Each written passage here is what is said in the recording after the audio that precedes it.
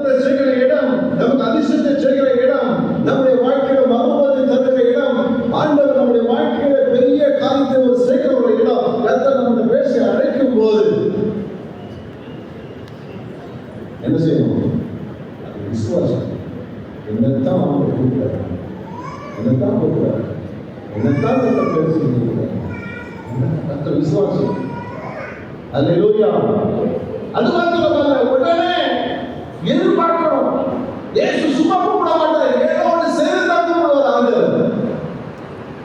அது 18 ஆண்டுகள் அவர் இப்படி வேதனை போடும்போது தேவன் கூப்பிட்டாருன்னா சும்மா கூப்பிடுவார் இல்ல? சும்மா கூப்பிட்டு சொல்வாரா?